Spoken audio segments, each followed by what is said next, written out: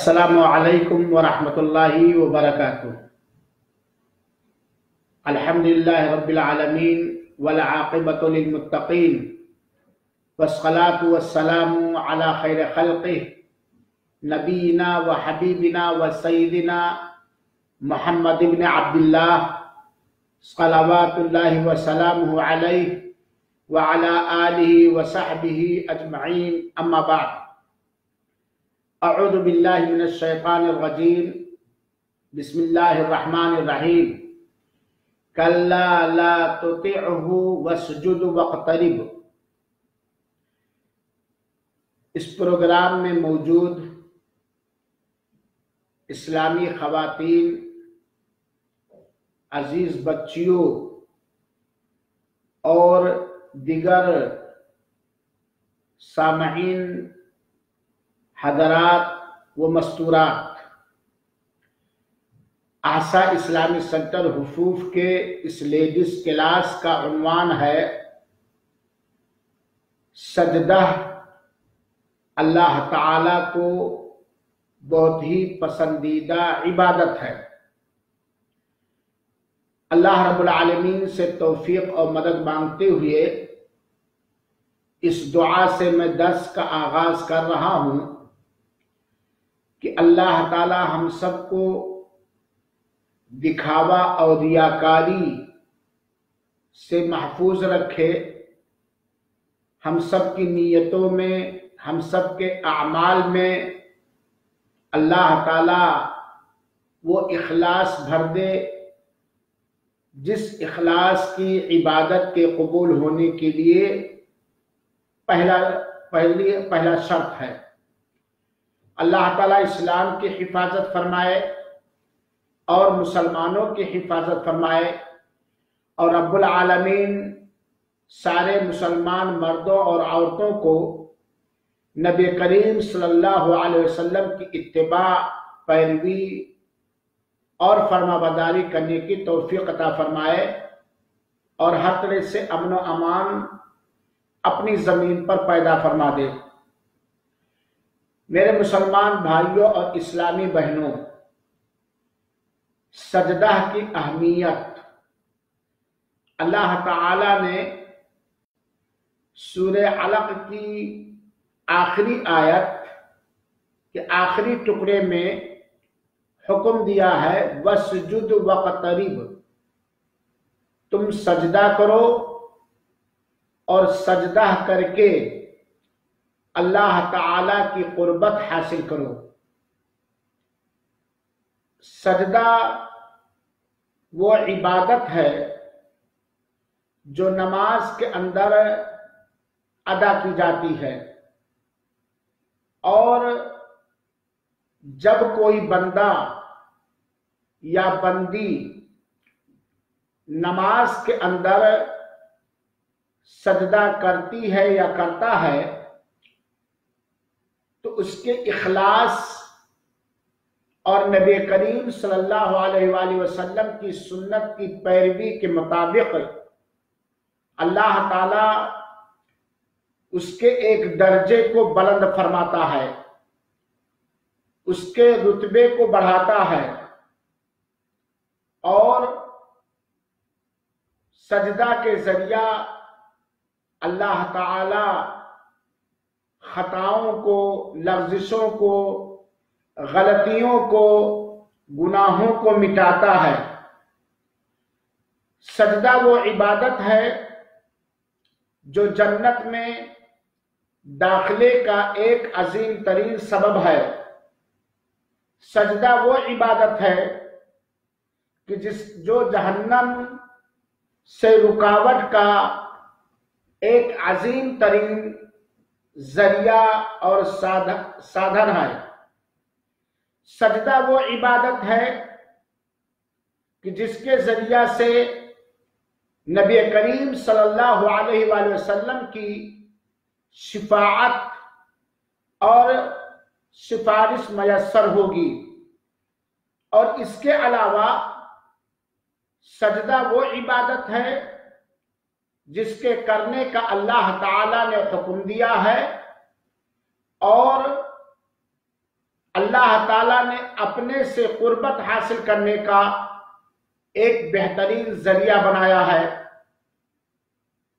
اور سجدے کے اندر بندہ اپنے رب سے یا بندی اپنے رب سے بہت ہی زیادہ قریب ہوتی ہے۔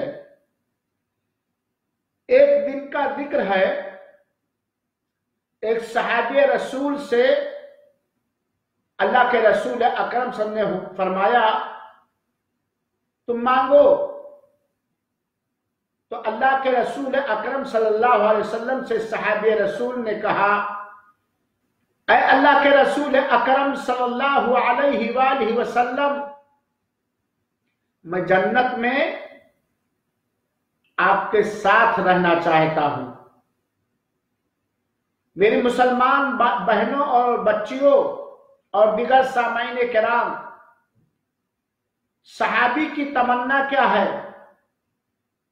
صحابی کی مانگ کیا ہے؟ اللہ کے رسول اکرم صلی اللہ علیہ وآلہ وسلم، میں جنت میں جانا چاہتا ہوں، میں جنت کا باشندہ بننا چاہتا ہوں، اور جنت کے اندر میں آپ کے ساتھ رہنا چاہتا ہوں۔ سبحان اللہ، کتنی بڑی عظیم ترین اور کتنی اہم فرمائش ہے صحابی رسول اکرم صلی اللہ علیہ وسلم کی۔ ایک تو جنت میں داخلہ، اور دوسری چیز جنت میں نبی کریم صلی اللہ علیہ وسلم کی صحبت، سنگت۔ اللہ کے رسول اکرم صلی اللہ علیہ وسلم نے کہا اگر آپ اس بات کی متمنی ہو، خواہاں ہو، چاہتے ہو، تو اللہ تعالیٰ کا زیادہ سے زیادہ سجدے کر کے میری مدد کرو، اور اللہ تعالیٰ کے لیے زیادہ سے زیادہ سجدے ایک عورت، ایک مرد اس وقت کر سکتی ہے جب وہ زیادہ سے زیادہ نفلوں کی ادائیگی کرے، سنتوں کی ادائیگی کرے۔ یعنی زیادہ سے زیادہ تم نفلیں پڑھو، فرض عبادتوں کے علاوہ، فرض نمازوں کے علاوہ زیادہ سے زیادہ تم نفلیں پڑھو، کیونکہ جتنا ہی زیادہ آپ نفل پڑھیں گے یا پڑھیں گی، اتنے ہی زیادہ سجدے کریں گی۔ گویا نمازوں کے اندر بکثرت سجدے کرنا، اخلاص کے ساتھ سنت رسول اکرم صلی اللہ علیہ وسلم کے مطابق، یہ جنت میں داخلے کا سبب ہے، اور صرف جنت میں داخلے کا سبب ہی نہیں، اللہ کے رسول اکرم صلی اللہ علیہ وسلم کی صحبت پانے کا ایک ذریعہ ہے۔ شرط یہ ہے کہ سجدہ کرنے والا ایمان والا ہو، توحید والا ہو، اللہ کے رسول اکرم صلی اللہ علیہ وسلم کی پیروی کرنے والا ہو، کافر نہ ہو، شرک کرنے والا نہ ہو، اللہ کے رسول اکرم صلی اللہ علیہ وآلہ وسلم پر اتارے گئے دین کے اندر بدعتیں اور خرافات ایجاد کرنے والا نہ ہو، اللہ کے رسول اکرم صلی اللہ علیہ وسلم کی سنت صحیحہ سے روگردانی کرنے والا نہ ہو۔ یہ ہے سجدے کی اہمیت، اور اللہ کے رسول اکرم صلی اللہ علیہ وآلہ وسلم نے ایک حدیث شریف کے اندر بیان فرمایا، اور یہ حدیث صحیح مسلم کی ہے۔ اللہ کے رسول اکرم صلی اللہ علیہ وسلم فرماتے ہیں اما الرکوع فعظموا فیہ الرب۔ اللہ تعالیٰ نے قرآن میں حکم دیا وَارْكَعُوا مَعَ الرَّاكِعِينَ، رکوع کرنے والوں کے ساتھ رکوع کرو، یعنی نماز پڑھنے والوں کے ساتھ، جماعت کے ساتھ نماز پڑھو۔ یہ رکوع بھی بڑی اہم ترین عبادت ہے جو نمازوں کے اندر کی جاتی ہے۔ رکوع کے اندر اللہ کے رسول فرماتے فَعَظِّمُوا فِيهِ الرَّبَّ، اس رکوع کے اندر اللہ کی عظمت بیان کرو، اللہ کی تعظیم بیان کرو، یعنی سبحان ربی العظیم کہو، سبحان ربی العظیم کہو، یا وہ دعائیں زیادہ سے زیادہ پڑھو جن دعاؤں کے پڑھنے کا ثبوت صحیح حدیث سے ہے، اور اللہ کے رسول اکرم صلی اللہ علیہ وسلم نے فرمایا میری ماں اور بہنوں اللہ ہمیں توفیق دے، وَأَمَّا السُّجُودُ فَاجْتَهِدُوا فِي الدُّعَاءِ، لیکن سجدوں کے اندر، اور سجدہ جب کہا جائے گا تو نماز کے سجدے مراد ہیں، نماز کے سجدوں کے اندر، تو سجدوں کے اندر تم زیادہ سے زیادہ دعائیں کرو، دعا کرنے میں کوشش کرو، اور یہاں یہ دعا لمیٹڈ نہیں ہے، محدود نہیں ہے، سجدے کی دعا پڑھنے کے بعد سبحان ربی الاعلی یا اس کے علاوہ دوسری وہ دعائیں جو اللہ کے رسول اکرم صلی اللہ علیہ وآلہ وسلم سے پڑھنا ثابت ہے، ان کو پڑھنے کے بعد زیادہ سے زیادہ دعائیں کرو، دعا کرنے میں سنگھرش کرو، کوشش کرو، کیوں؟ فَقَمِنٌ أَن يُسْتَجَابَ لَكُمْ، زیادہ امید ہے، زیادہ چانس ہے کہ تمہاری دعا تمہارے لیے قبول کر لی جائے۔ یہاں جہاں سجدے کی اہمیت ثابت ہوتی ہے، یہ اللہ تعالیٰ کو بہت ہی محبوب اور پسندیدہ ادا ہے، وہیں پر اس سجدوں کے اندر دعائیں زیادہ قبول ہوتی ہیں، دعائیں زیادہ رب کائنات سنتا ہے۔ کیوں دعائیں سجدہ کے اندر میری ماں اور بہنوں زیادہ اللہ رب العالمین سنتا ہے، اور دعاؤں کے قبول ہونے کا زیادہ امکان سجدے کے اندر کیوں ہے؟ سنیے اللہ کے رسول اکرم صلی اللہ علیہ وسلم کے فرمان مبارک، اور یہ روایت صحیح بخاری کے اندر بھی ہے اور حدیث کی دوسری کتابوں کے اندر بھی ہے، بڑے غور سے سنیں گی۔ اقرب ما یکون العبد من ربہ وہو ساجد، بندہ یا بندی اپنے رب سے سجدے کی حالت میں سب سے زیادہ قریب ترین ہوتا ہے۔ جب ایک بندہ توحید والا، ایمان والا، نبی کی سنت کا پیروکار، رب کی رضا جوئی کے لیے، رب کو خوش کرنے کے لیے، رب کی قربت حاصل کرنے کے لیے نماز کے اندر اپنے ماتھے کو، اپنے چہرے کو، جو جسم کے اندر سب سے مبارک عضو ہے، جو جسم کے اندر سب سے اشرف اور برتر عضو ہے، جب اپنا ماتھا اخلاص کے ساتھ، ایمان کے ساتھ، توحید کے ساتھ، نبی کریم صلی اللہ علیہ وسلم کی سنتوں کی پیروی کرتے ہوئے جب اپنے چہرے کو، اپنے ماتھے کو رب کے دربار میں ٹیک دیتا ہے، سجدے میں ہو جاتا ہے، ایسے وقت بندہ اللہ تعالی سے سب سے زیادہ قریب ہوتا ہے، سب سے زیادہ نزدیک ہوتا ہے۔ اور میری ماں اور بہنوں اور سامعین کرام، اللہ ہمیں توفیق بخشے، فرض کی پابندی کے ساتھ ساتھ زیادہ سے زیادہ نفلوں کی ادائیگی کی، زیادہ سے زیادہ نفلوں کی ادائیگی کی۔ اور اللہ کے رسول اکرم صلی اللہ علیہ وسلم نے فرض نمازوں میں 17 رکعت ہر بالغ مسلمان مرد اور عورت پر فرض اور واجب کیا ہے۔ آپ جوڑ لیں 17 رکعت میں کتنی بار اگر کوئی بندہ یا کوئی بندی صرف فرض ہی رکعت ادا کرے تو 17 رکعت کے اندر کتنے بار وہ رب سے قریب ہو سکتا ہے۔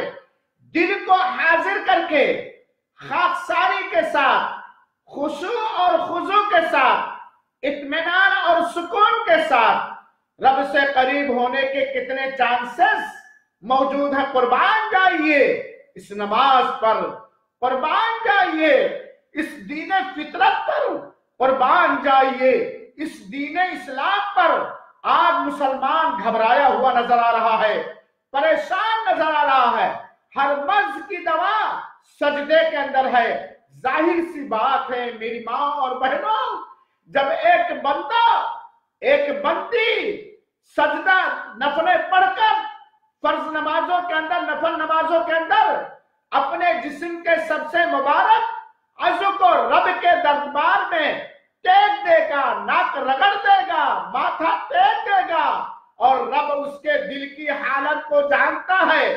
اس سجدہ کرنے والی عورت کے دل کی حالت کو جاننے کے لیے دنیا کی اس ترقی یافتہ زمانے میں بھی کوئی مشینری نہیں پائی جاتی ہے۔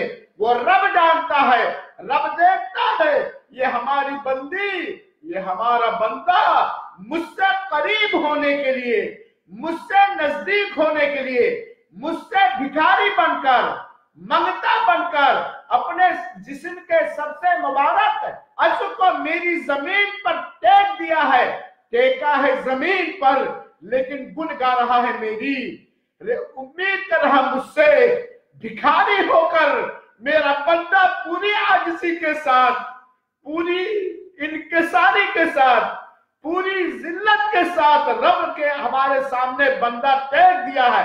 ایسے بندے کو اللہ تعالیٰ اپنے سے قریب کر لیتا ہے، اور جب بندہ رب کائنات سے قریب ہو جاتا ہے تو وہ جو فریاد کرتا ہے، جو التجا کرتا ہے، جو بھیک مانگتا ہے، جو گریہ وزاری کرتا ہے، جو فریاد کرتا ہے، رب کائنات اس اپنے سے قریب بندے کی فریاد کو قبول کرتا چلا جا رہا ہے، اس کی گریہ زاری کو سنتا چلا جا رہا ہے، اس کی دعا کو قبول کرتا جا رہا ہے۔ اور اللہ کے رسول اکرم صلی اللہ علیہ وسلم نے فرمایا کہ جب بندہ سجدے کے اندر اپنے رب سے سب سے زیادہ قریب ہوگا فَأَكْثِرُ الدُّعَاء، چنانچہ زیادہ سے زیادہ دعا کرو، زیادہ سے زیادہ مانگو، زیادہ سے زیادہ گڑگڑاؤ، اپنی ساری پریشانیاں سجدے کے اندر ذکر کر کے رب سے اس پریشانیوں کے دور کرنے کی بھیک مانگو، اپنی ساری ضرورتیں رکھ دو، رب سے تم قریب ہو سجدے کی حالت میں، اپنے ایمان کے مطابق، اپنے توحید کے مطابق، اپنے اخلاص کے مطابق، اپنے خشوع اور خضوع کے مطابق، اپنے خاکساری، انکساری اور عاجزی کے مطابق، اور تمہارے اور رب کے درمیان کوئی چیز حائل نہیں ہے، تمہارے اور رب کے درمیان کوئی پردہ نہیں ہے، رب تمہارے جسم کو بھی دیکھ رہا ہے، تمہاری پکار کو عرش بری پر ہونے کے باوجود تمہاری گڑگڑاہٹ کو، تمہارے رونے کو، تمہاری پکار کو سن رہا اور دیکھ رہا ہے، اور رب تمہاری اس ادا کو اتنا پسند کر رہا کہ تمہاری دعاؤں کو قبول کر لے گا۔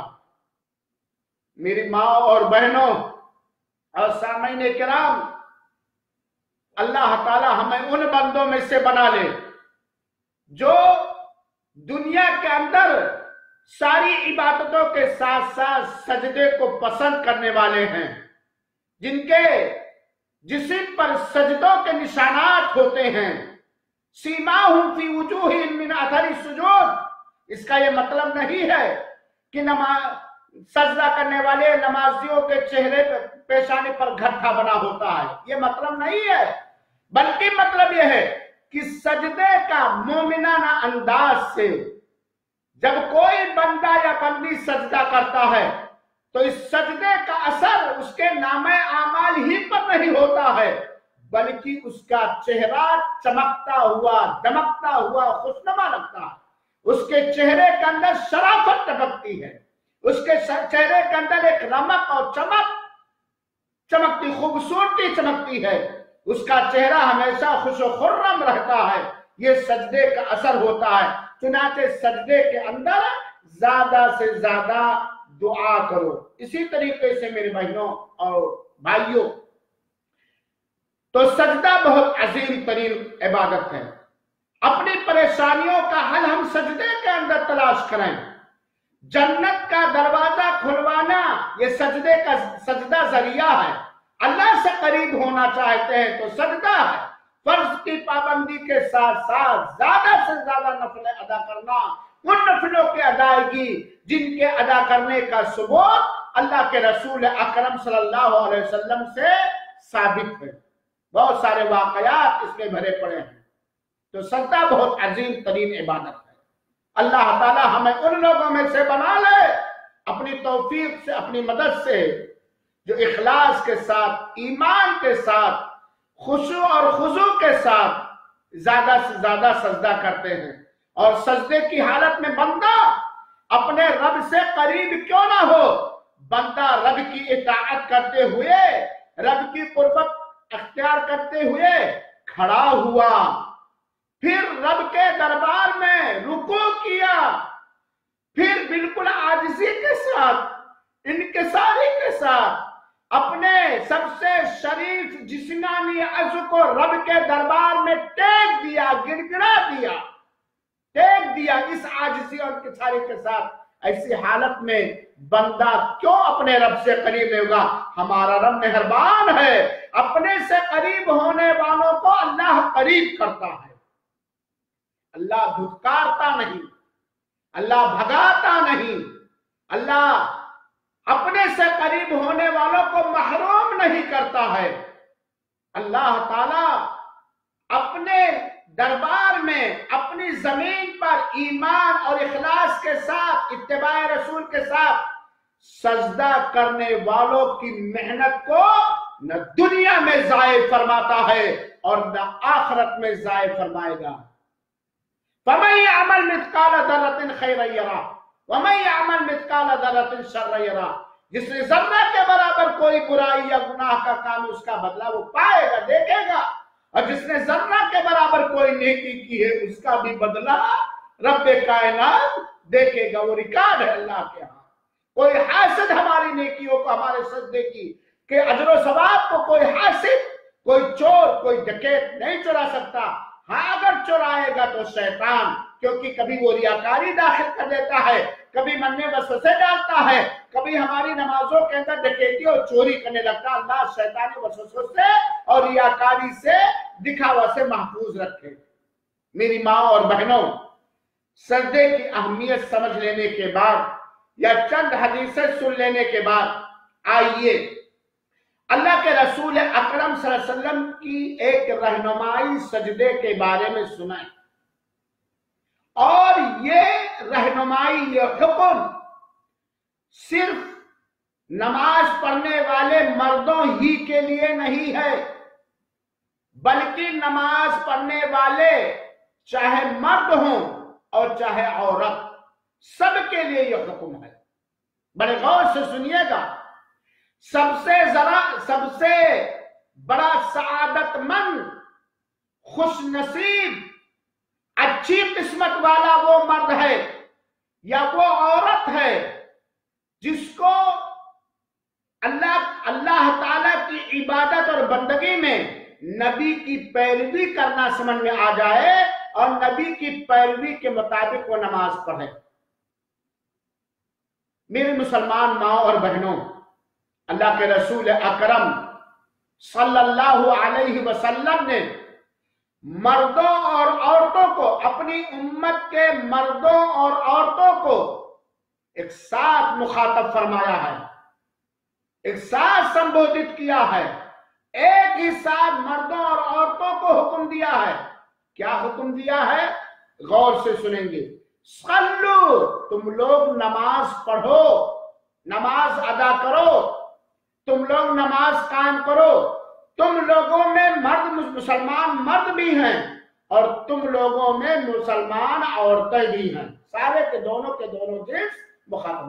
صلو، نماز قائم کرو، نماز ادا کرو، کما رأیتمونی، جیسا کہ تم لوگوں نے دیکھا ہے، اصلی، مجھے نماز پڑھتی ہوئے، جیسا تم لوگوں نے مجھے نماز پڑھتے ہوئے دیکھا ہے۔ یا نماز کا دوسرا مفہوم، نماز کا طریقہ جو صحیح حدیث کے اندر ثابت ہے کہ ہم آپ کے رسول ایسے ہی پڑھتے تھے، ایسے کھڑے ہوتے تھے، ایسے رکوع کرتے تھے، ایسے سجدہ کرتے تھے، یہ دعائیں پڑھتے تھے، یہ حرکت کرتے تھے، قولی اور فعلی سارے اعمال جیسے اللہ کے رسول نماز کے اندر کرتے۔ سارے لوگوں کو مخاطب کر کے اللہ کے رسول فرمایا، صلو کما رأیتمونی اصلی، تم ویسے ہی نماز قائم کرو، ادا کرو جیسے مجھے نماز قائم کرتے ہوئے، ادا کرتے ہوئے دیکھا۔ اب آئیے اللہ کے رسول اکرم صلی اللہ علیہ وسلم کو اللہ تعالی کی جانب سے کس طرح سجدہ کرنے کا حکم ملا تھا۔ بڑے غور سے سنیں گے میری ماں اور بہنوں، ہو سکتا ہے بہت ساری ماں اور بہنوں کے لیے آج کا یہ درس اس موضوع پر نیا ہو، پہلی بار سن رہی ہوں، یا بہت سارے آن لائن پروگرام میں بھی پہلی بار سن رہے ہوں۔ اللہ کے رسول کو اللہ تعالی نے کس طرح سجدہ کرنے کا حکم دیا تھا، اور نبی کریم صلی اللہ علیہ وسلم نے اللہ کی عبادت کرتے ہوئے اپنے امتیوں کے لیے، چاہے وہ مرد ہو عورت، کس طرح سجدہ کر کے دکھایا اور کیا۔ سنیے صحیح بخاری کی روایت، حدیث نمبر 822۔ اللہ کے رسول اکرم صلی اللہ علیہ وسلم کے بارے میں حضرت عبداللہ ابن عباس، راوی کا نام یاد کر لیں گے، حضرت عبداللہ ابن عباس رضی اللہ عنہ کہتے ہیں، کیا کہتے ہیں کہ اللہ کے رسول اکرم صلی اللہ علیہ وسلم نے فرمایا، امرت ان اسجد علی سبعۃ اعظم، مجھے اللہ تعالی کی جانب سے حکم ملا ہے، مجھے حکم دیا گیا ہے کس بات کا، کہ میں 7 ہڈیوں پر سجدہ کروں۔ کتنی ہڈیوں پر؟ 7 ہڈیوں پر میں سجدہ کروں۔ 7، یہ اللہ کے رسول فرماتے ہیں، صحیح بخاری کی روایت ہے، مجھے حکم ملا ہے، مجھے حکم دیا گیا ہے۔ اور کون حکم دینے والا؟ اللہ کے رسول کو، اللہ کے رسول کا پیارا رب، کہ میں سجدہ کروں، اور سجدے میں زمین پر کتنی ہڈیاں رکھوں؟ صرف 7 ہڈیاں، چاہے وہ مرد ہو اور چاہے وہ عورت۔ کوئی بھی سجدہ کرنے والا، کوئی بھی سجدہ کرنے والا سجدے کے اندر زمین پر صرف 7 ہڈیاں رکھے گا، اور بیک وقت ان 7 ہڈیوں کا زمین پر رکھنا واجب ہے، فرض ہے، اور بلکہ سجدہ نماز کا ایک رکن ہے۔ وہ 7 ہڈیاں کون ہیں؟ اللہ کے رسول اکرم سے فرمایا، پیشانی، جس کو ہم اور آپ ماتھا کہتے ہیں، پیشانی کے ساتھ ساتھ وَأَشَارَ إِلَىٰ أَنفِهِ، پیشانی کے ساتھ ساتھ اللہ کے رسول اکرم نے اپنے ناک کی طرف بھی اشارہ کیا، یعنی سجدے میں پیشانی اور ناک دونوں رکھا جائے، پیشانی بھی اور ناک بھی۔ اگر پیشانی رکھ دیے، ناک نہیں لگی، تو نماز کا واجب ادا نہیں ہوگا۔ ناک لگ گئی، پیشانی نہیں لگا، تو نماز کا ایک واجب سجدے کے اندر جن پہ رکھنا واجب ہے وہ نہیں۔ دونوں ایک ساتھ، پیشانی اور ناک دونوں سجدے کی حالت میں زمین پر ہو۔ اور یہ بھی جان لیجئے کہ پیشانی پر کوئی کپڑا وغیرہ نہ ہو، الا یہ کہ وہاں کوئی شرعی مجبوری ہو۔ یہ ناک اور پیشانی دونوں ملا کر کے ایک ہوا، کیونکہ اللہ کے رسول اکرم صلی اللہ علیہ وسلم نے جب پیشانی کا ذکر کیا تو اپنی انگلی مبارک سے ناک کی طرف بھی اشارہ کیا، ایک ہو گیا۔ دوسری کیا؟ وَالْيَدَيْنِ، اور دونوں ہاتھ۔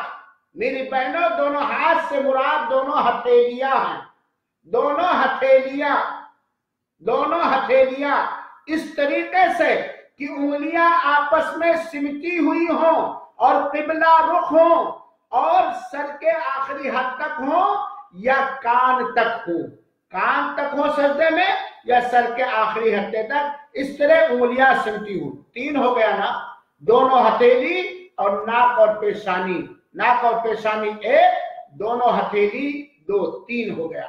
اور اللہ کے رسول فرماتے ہیں وَالرُّكْبَتَيْنِ، اور دونوں گھٹنے، جس کو ہمارے یوپی کی زبان میں گانٹھ کہتے ہیں، دونوں گھٹنے، آپ جانتی ہیں ایک پنڈلی ہے، ایک گھٹنا ہے، اور ایک اوپر کا حصہ، دونوں گھٹنے۔ یہ کتنا ہو گیا؟ 3، 2، 5، ناک اور پیشانی 1، دونوں ہتھیلی 2، 3 ہو گئے، دونوں گھٹنے، دونوں گھٹنے، اللہ ایک کی جسمانی کوئی مجبوری ہو۔ 5، کتنے ہوئے؟ 3، 2، 5۔ وَالْقَدَمَيْنِ وَأَطْرَافِ الْقَدَمَيْنِ، اور دونوں قدم کے انگلیوں کا کنارہ۔ دوسری حدیث سے پتہ چلتا ہے اس طرح کہ جتنا مڑ سکتی ہیں انگلیوں کا اندرونی حصہ قبلہ کے جانب مڑی ہوئی ہو۔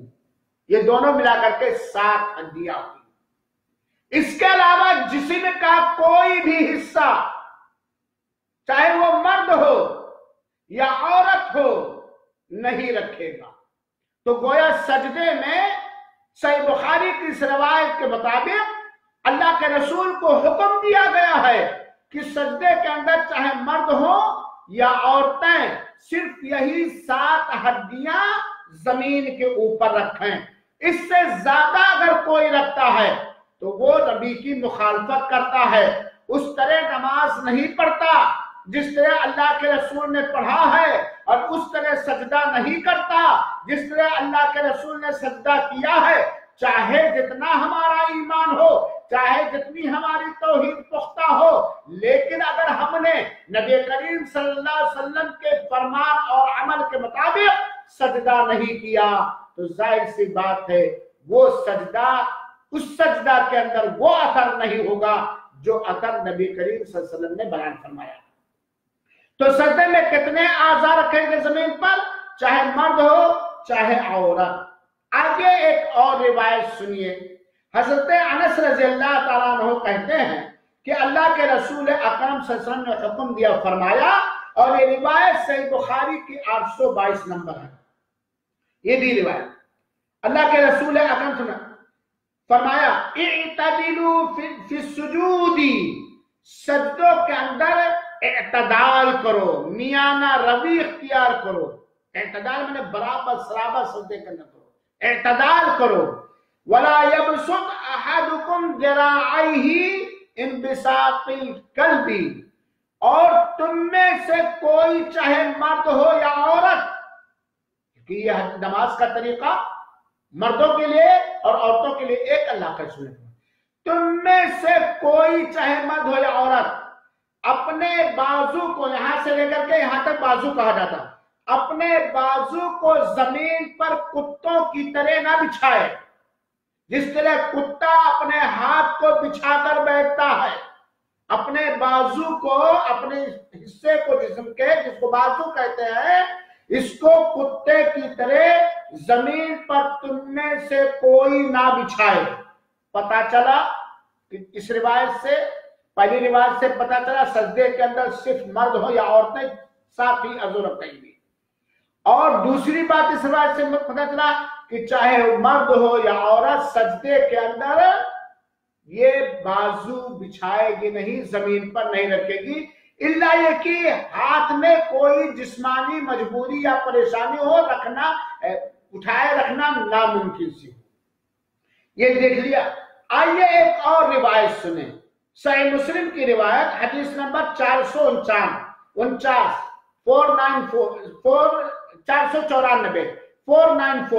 حضرت برا کہتے ہیں کہ اللہ کے رسول اکرم صلی اللہ علیہ وسلم نے حکم دیا، فرمایا، کیا فرمایا؟ اذا سجدت فدع کفیک، سجدے کی حالت میں تم اپنی دونوں ہتھیلیاں زمین پر رکھو، سجدے کی حالت میں تم اپنی دونوں ہتھیلیاں زمین پہ رکھو، ورفع مرفقک، اور اپنی یہ کوہنی اٹھائے رکھو۔ یہ سارے مردوں کے لیے ہے، یہ ساری عورتوں کے لیے ہے۔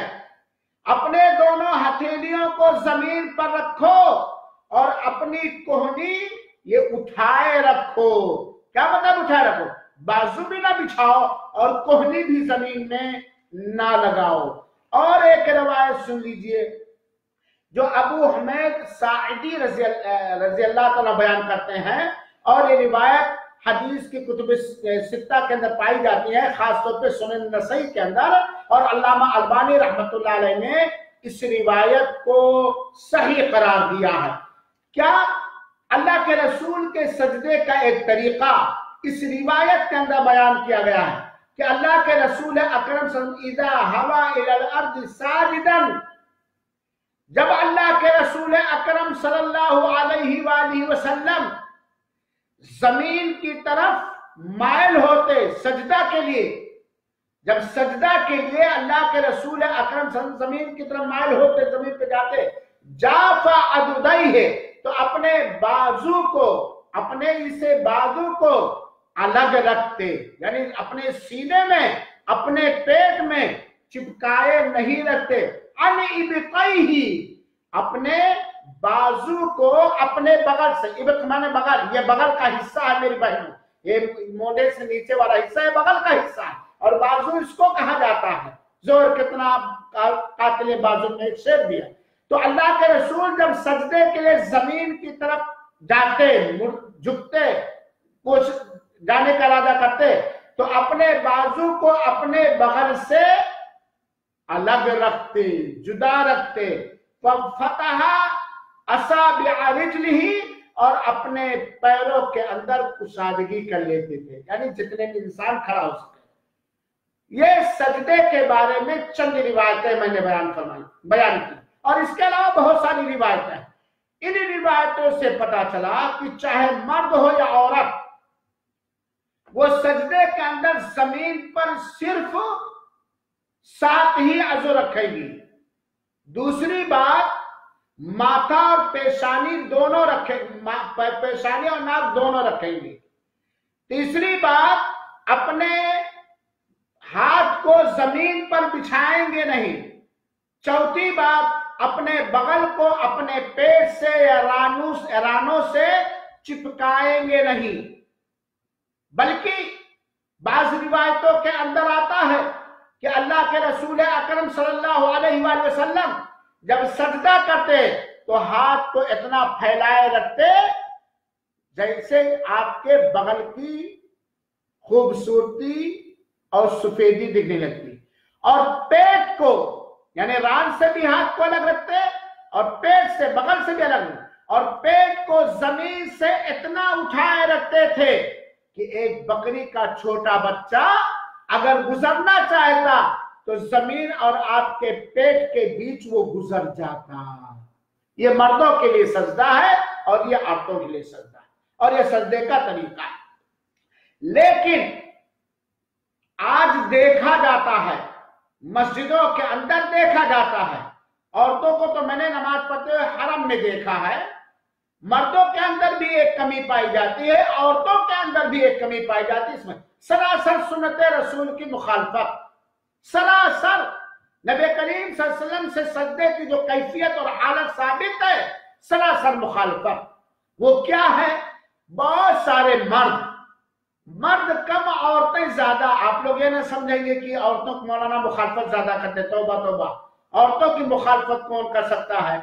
औरतों से तो हम पैदा हुए हैं, औरत ही तो मेरी बेटी है, औरत ही तो मेरी बहन है, औरत ही तो मेरी माँ है, औरत ही तो मेरी दादी है, औरत ही तो मेरी नानी है, औरत ही तो हमारे लिए सुकून का जरिया है। और वो औरत हमारे लिए कैसे पसंदीदा हो सकती है जिसके बारे में अल्लाह के रसूल अकरम से फरमाया कि हमें सबसे ज्यादा जो पसंद है वो खुशबू और नेक औरत।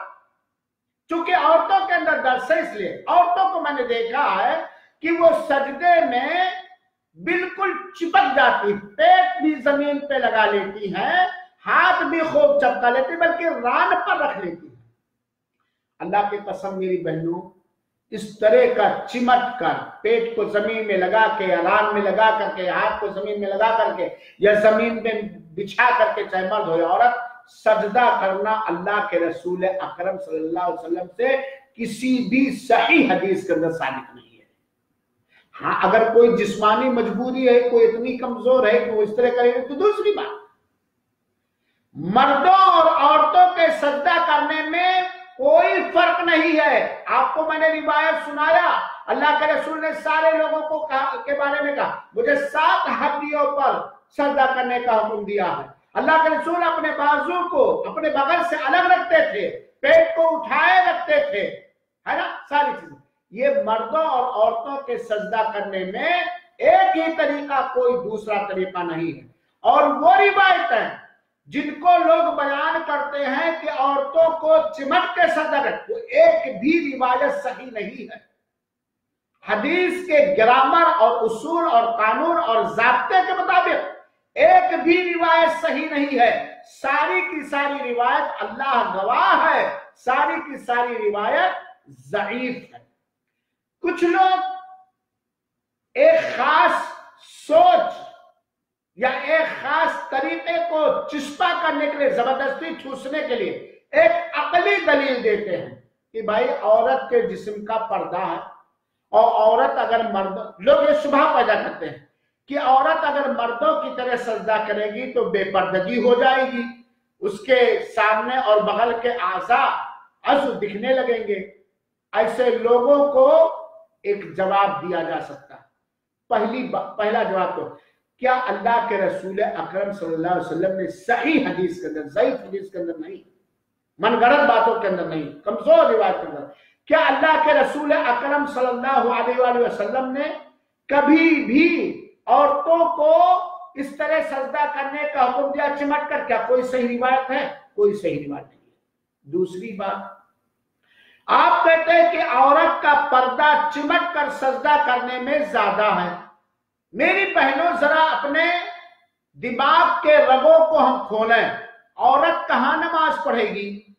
گھر کے اندر نا، اور گھر کے کونے کے اندر، گھر کے اندر اس کے محرم ہوں گے، ہے بات کی نہیں ہے؟ اور محرم سے پردہ کے لیے کپڑا کافی ہے کپڑا کہ نہیں؟ تب تو عورت کو ہمیشہ محرموں کے سامنے بھی سب کچھ بالکل خوب بڑا لمبا چوڑا جلباب کیونکہ چلے گی تو ایسا ہوگا۔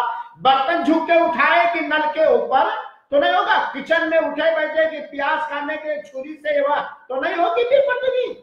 پہلی بات تو عورت گھر میں نماز پڑھے گی۔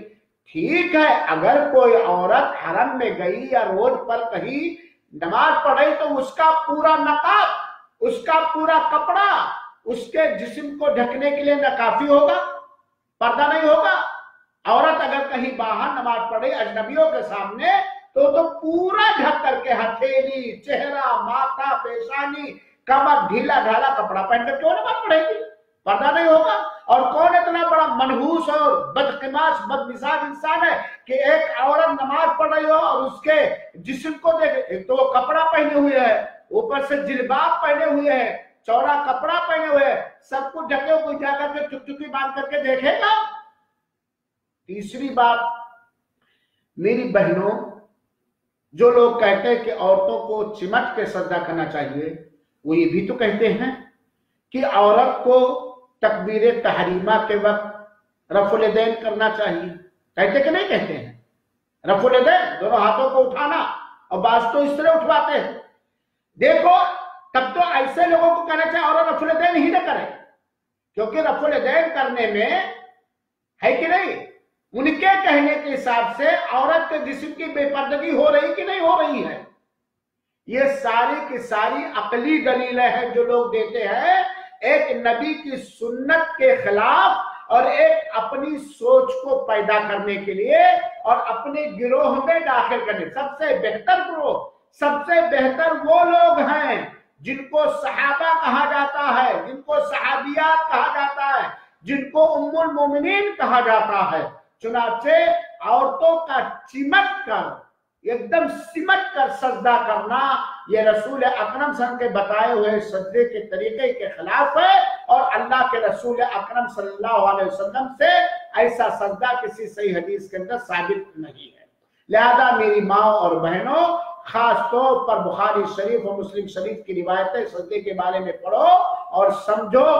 دیکھو، جب کوئی صحیح روایت مل جائے، صحیح حدیث مل جائے، اللہ کے رسول کا فرمان مل جائے، اللہ کے رسول کا طریقہ مل جائے، اور وہ صحیح سند سے ثابت ہو، تو ہمیں ساری چیزوں کو چھوڑ کر اسے لے لینا چاہیے، کیونکہ سب سے بڑا ہمارا خیر خواہ ہمارے نبی۔ یہ سجدہ وہ عبادت ہے جس کے ذریعے نبی کی شفاعت ملے گی۔ یہ سجدہ وہ عبادت ہے جو جہنم میں جانے سے رکاوٹ بنے گی۔ یہ سجدہ وہ عبادت ہے جس کے ذریعے سے جنت کا دروازہ کھلے گا۔ یہ سجدہ وہ عبادت ہے جو ہمیں اللہ تعالیٰ سے ہمارے ایمان و اخلاص و خشوع اور خضوع عاجزی انکساری کے حساب سے اللہ تعالیٰ سے قریب کر دے گا۔ یہ سجدہ وہ عبادت ہے جس میں ہماری دعائیں قبول ہوتی ہیں۔ یہ سجدہ وہ عبادت ہے جس سے جو اللہ تعالیٰ کا سب سے زیادہ محبوب ہے۔ یہ سجدہ وہ عبادت ہے اس کے اندر جتنی شریعت کے مطابق مٹھاس، چاشنی، ڈھکور، بڑا و شگار ہوگا، سنت نبوی کے مطابق اتنا ہی ہمارے چہروں پر اثر ہوگا۔ اور اللہ کے رسول نے فرمایا، وہ ایک سجدہ جس سے تو، اور ایک شاعر نے کہا، وہ ایک سجدہ جسے جو گرا سمجھتا ہے، وہ ایک سجدہ جسے تو گرا سمجھتا ہے 1000 سجدوں سے ہوتی ہے آدمی کی نجات۔ لہذا میری ماں بہنوں، سجدے کا صحیح طریقہ ہم سیکھیں اور نماز ویسے ہی پڑھیں جیسا کہ اللہ کے رسول اکرم نے پڑھا ہے اور پڑھنے کا حکم دیا۔ دوسری بات، فرض نمازوں کے علاوہ وقت پر نمازوں کے ارکان کے ساتھ، نمازوں کے شرطوں کے ساتھ، نمازوں کے واجبات کے ساتھ، نمازوں کے سنتوں کے ساتھ ہم ادا کریں اور زیادہ سے زیادہ نفلیں پڑھیں۔ آپ ایک دن میں کتنا نفل پڑھ سکتے ہیں؟ دیکھیں 17 رکعت 24 گھنٹے میں تو فرض ہے اور 12 رکعت سنت موقتہ ہے۔ ظہر سے پہلے 4 رکعت، ظہر کے بعد 2 رکعت، مغرب کے بعد 2 رکعت، عشاء کے بعد 2 رکعت، فجر سے پہلے یا فجر کے بعد 2 رکعت۔ کتنے سجدے ہو گئے؟ آپ اگر اشراق پڑھنے لگے 2 ہی رکعت پڑھیں تو کتنے سجدے ہو گئے؟ آپ وتر پڑھ رہے ہیں کتنے سجدے ہو گئے؟ آپ تہجد پڑھ رہے ہیں کتنے سجدے ہو گئے؟ آپ تحیۃ المسجد پڑھ رہے ہیں کتنے سجدے ہو گئے؟ آپ خالی بیٹھی ہیں نفل پڑھ رہے ہیں کتنے سجدے ہو گئے؟ اللہ تعالی ہمیں ان لوگوں میں سے بنا لے جو اللہ کی رضا کے جوئی کے خاطر، اللہ کی قربت حاصل کرنے کی خاطر نبی کریم صلی اللہ علیہ وسلم کے بتائے ہوئے سنت مطابق سجدے کرتے ہیں۔ آمین وصلی اللہ وسلم علی نبینا محمد صلی اللہ علیہ وسلم وآخر دعوانا ان الحمدللہ رب العالمین والسلام علیکم ورحمۃ اللہ وبرکاتہ وجزاکم اللہ احسن الجزاء۔